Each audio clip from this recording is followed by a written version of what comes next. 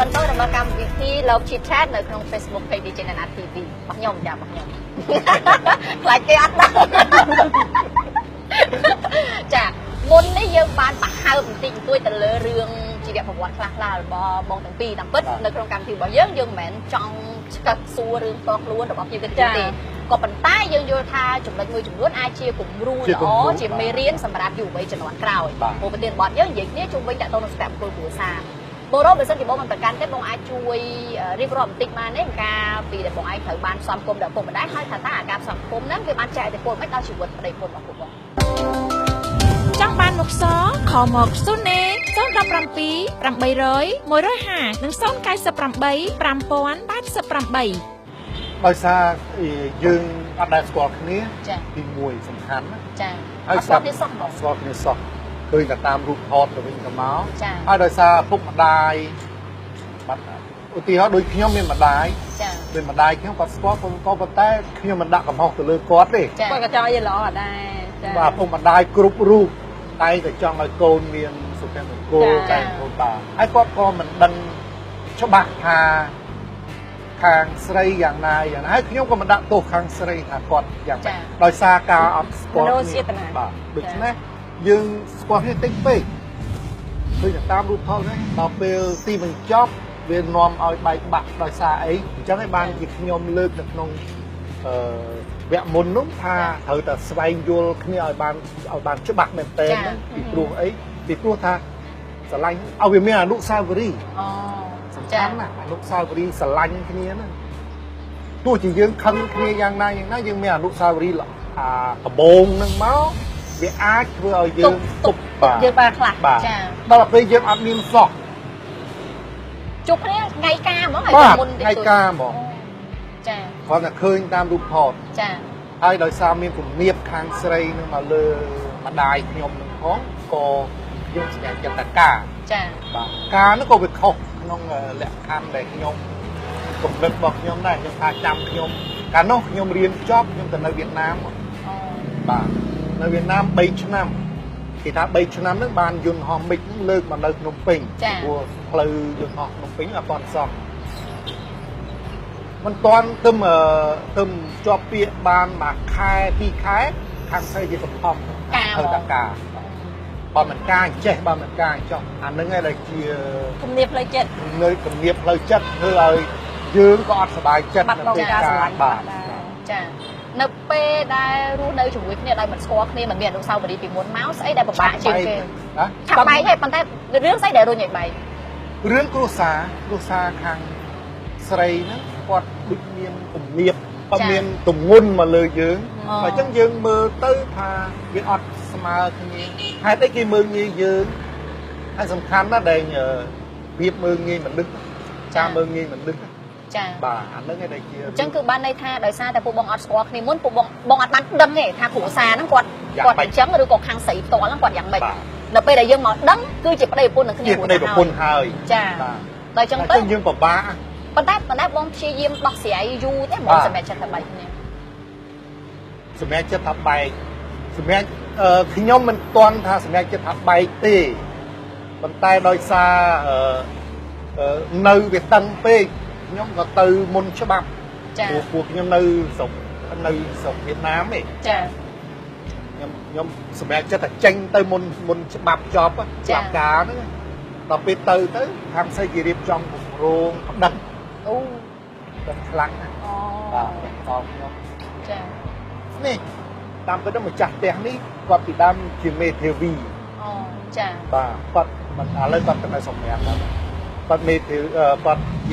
ជាប្រធានតុលាការនៅរាជធានីភ្នំពេញគាត់ជាអ្នកដោះស្រាយរឿងខ្ញុំអូចាប៉ុន្តែប្តឹងបងពីរឿងអីការប្តឹងនោះវាទៅជារឿង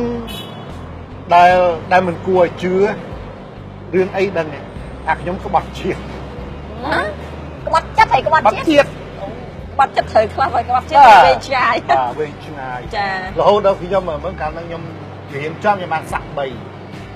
គេទម្លាក់សាក់នៅសល់សាក់1វ៉ាហើយគេយកខ្ញុំមកបញ្ចូលជើងនៅ DN នៅក្នុងភ្នំពេញហ្នឹងណាមកបញ្ចូលជើងចាមានការតាមកេតខ្ញុំពីអ្នកនេះអ្នកនោះមក ចា៎ ណាដើម្បីផងទៅព្រោះខាងស្រីនឹងគេមានខ្សែរយៈគេធំហើយនិយាយចំទៅគាត់ គេមានឥទ្ធិពល បាទគេមានឥទ្ធិពល ប៉ុន្តែបងនៅតែជំនះស្នេហាមួយនេះបើយើងគិតថាមិនអាចទៅជាមួយវាបាន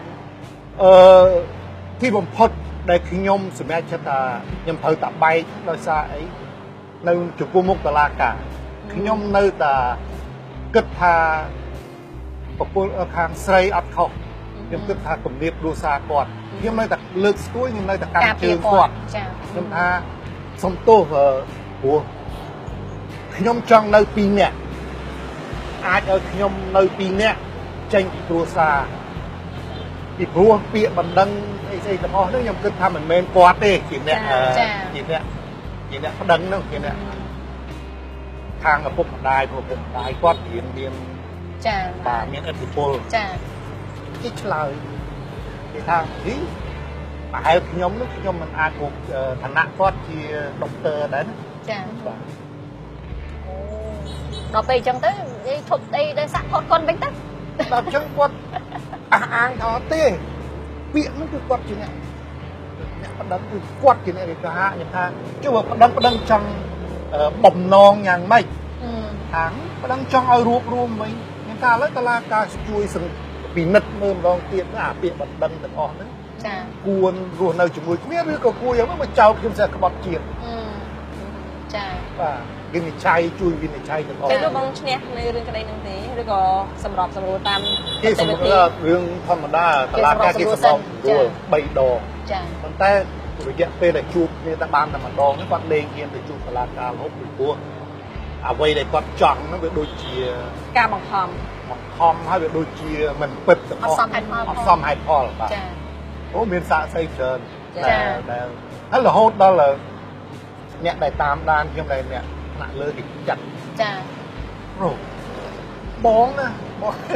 រហូតដល់ចុងក្រោយខ្ញុំបានសរសើរពីការងារពីអីដែលខ្ញុំធ្វើការអីចោតរកអីមិនគោសាហាវចា៎ចិត្តចប់សុខភាពជាតិបងបន្តមកទៀតពួកបងបែកគ្នាក៏ប៉ុណ្ណេះប៉ុន្តែមាននៅសល់បន្សល់ទុកការមើលបីបែកថែទាំកូនដែរឬទេហើយសប្តាហ៍ថ្ងៃហ្នឹងនៅមានតំណែងមួយគ្នាខ្លាំងអត់ទេ អត់ទេ អត់ទេ បាច់ តែប៉ិតមក កូនលោកមាន ចា៎ហើយក៏មានតំណែងអីតទៀតដែរ មានមើលមករយៈក្រោយមកទៀតនៅពេលដែលខ្ញុំថតកុនណាមានដែរបាទខាងម្ដាយពេកខាងចង់មកសម្រុកទទួលប៉ុន្តែពុកពេលខ្ញុំទៅលេងរួច ចាវាប្រេសសាមែនតើ ខ្ញុំសុំខ្ញុំនិយាយមុខតឡាការថាពីអស់នេះណាបើសម័យប៉ុលពតណា គេយកទៅកសាងបាត់ហើយ កសាងនេះស្លាប់មកគុំចោតមកហ្នឹងគឺសម្លាប់មកបាទ ចា បាត់ជាតិ ចា រហូតដល់អញ្ចឹងបានន័យថាអ្នកបញ្ជូនខ្ញុំទៅរៀនហ្នឹងគិតឃើញមិនឲ្យមនុស្ស បញ្ជូនអ្នកក្បត់ទៅទៀត ទៅរៀនអីវាដូចសាហាវពេកដល់ក្រោយមកគាត់អញ្ចឹងមិនអាច អត់មានតំណែងនោះទៀតតទៀតទេ ដាច់បាត់ឈឹង បើសិនជាមានឱកាសបានស្គាល់គ្នាខ្លះប្រហែលជាបងយ៉ាងហោចណាស់អាចសម្រេចចិត្តបានថាអូខេឥឡូវការឬមិនការបើសម្ពាធប៉ុណ្ណឹង ហ្នឹងហើយ បើយើងបាន យើងស្គាល់គ្នាខ្លះទៅយើងដឹងថាគ្រួសារនឹងយ៉ាងម៉េចអីយ៉ាងម៉េចម្ដាយខ្ញុំហ្នឹងគ្រាន់តែជាពូម៉ាក់ទេពូម៉ាក់គាត់រៀនជាមួយគ្នា ចាគាត់ស្គាល់គ្នាចាស់ចាស់ គាត់ស្គាល់គ្នាចាស់ចាស់ហើយពេលដែលចាំបាច់ត្រូវខ្ញុំ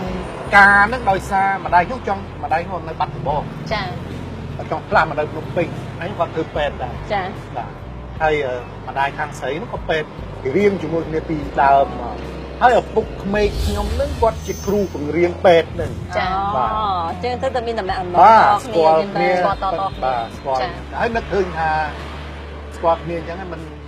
នអីទេ មិនអីទេហ្នឹងណាព្រោះគាត់ធ្លាប់ក៏អញ្ចឹងដែរប៉ុន្តែនិយាយមែនទេបើប្រវត្តិម្ដាយខ្ញុំនេះគាត់ស្រឡាញ់គ្នាណា ចា ចា គាត់ឪពុកខ្ញុំអ្នកបាត់ដំបងម្ដាយខ្ញុំអ្នកកោះលងចិនម្ដាយខ្ញុំរៀននៅភ្នំពេញឪពុកខ្ញុំរៀននៅភ្នំពេញគាត់ស្រឡាញ់គ្នា គាត់ស្រឡាញ់គ្នា បាទ ចា ហើយគាត់អត់ទេនិយាយតាមផងគាត់ក៏អត់បខំអីប្រហែលទេណា ចា ប៉ុន្តែថាវាមានសម្ពាធអញ្ចឹងគេចេះតែគៀបយើងគៀបថាបើសិនជាខ្ញុំអត់ការផ្លាស់ប្ដូរគាត់ពីបាត់ដំបងមកភ្នំពេញគេអត់ឲ្យមកហើយម្ដាយគាត់ចាំបាច់ត្រូវតែមក ចឹងបើតាមប្រវត្តិបទពិសោធន៍របស់ខ្លួនឯងផ្ទាល់អញ្ចឹងហើយតើគម្រោងសម្រាប់លក្ខណៈថាជីវិតគ្រួសារណាតើបងគ្រោងមិនដែរទៅថ្ងៃក្រោយទៀត ម អត់អីទេពីព្រោះខ្ញុំតាំងចិត្តខ្ញុំក៏សម្រេចចិត្តថាខ្ញុំវាជាសុភមង្គលខ្ញុំមួយដែរយ៉ាងធំដែរដែលខ្ញុំគ្រប់គ្រងគ្រួសាររបស់ខ្ញុំសប្តាហ៍ថ្ងៃនេះ គ្រួសារមានម្ដាយមានប្អូនមានក្មួយនឹងហើយដែលម្នាក់ដៃទៅគិតថាជាកូន ចាលើទីចោះសារព័ត៌មានច្រើនដែរ តែពេលជាក្មួយស្រីខ្ញុំ ចា ហើយខ្ញុំក៏មិនដែលគិតថាជាក្មួយជាអីវាជាកូន ចាប្អូនឬកូន ខ្ញុំចាំក្មួយ3នាក់ ចា ជាអូនស្រីខ្ញុំម្នាក់នោះក៏ស្លាប់ទៅដល់សល់កូន2ដែរដូច្នេះការចិញ្ចឹមរបស់ខ្ញុំឆ្លងកាត់ការស្រឡាញ់រវាងគ្រួសារនេះជាសុភមង្គលរបស់ ចា ហើយទៅថ្ងៃអនាគតក៏ខ្ញុំគិត ទទួល ថា យកអ្វីដែលខ្លួនមាន តែខ្លួនមាន ចា បាទហើយខ្ញុំគិតថាខ្ញុំនៅអញ្ចឹង ប៉ុណ្ណឹងមានតែក្តីសុខ អូយបើនិយាយពីសេចក្តីសុខរាល់ថ្ងៃណាគ្មានអ្នកណាច្រើនជាងគាត់ទេ selfie ច្រើនជាងគ្នាសប្បាយនឹងការរស់នៅបែបយុវវ័យធម្មតា បាទធម្មតាហើយខ្ញុំមិនដែលគិតថាអត់កូនពេលចាស់ទៅយ៉ាងម៉េចយើងគួរតែមើលពិភពលោក ចា អ្នកខ្លះក៏ដូចយើងបាទហើយយើងក៏ដូចគេហើយខ្ញុំគិតថាអ្នកមានកូនខ្លះ ពិបាកជាងទៀត ក៏ពិបាកពីព្រោះខ្ញុំធ្លាប់មានអ៊ំស្រីបងខ្ញុំកូនគាត់ហើយជា5នាក់សំទោសពេលគាត់ខូចទៅគ្មានកូនណានៅចិត្តមួយកណ្ដាលដូច្នេះការស្លាប់ការឈឺវានៅលើខ្លួនយើង ចា បាទយើងទទួលយើងត្រូវតែទទួលមនុស្សម្នាក់មិនអាចអ្នកណាមកជួយដូច្នេះយើងត្រូវតាំង ខ្លួន ចិត្ត ទីពឹងខ្លួន ចា យើងទៅតាំងចិត្តអត់មកថាអត់កូនក៏យើងស្លាប់ម្នាក់ឯងមានកូនក៏យើងស្លាប់ម្នាក់ឯង ចា ឈឺម្នាក់ឯងដូចគ្នា ចាអរគុណច្រើនមករ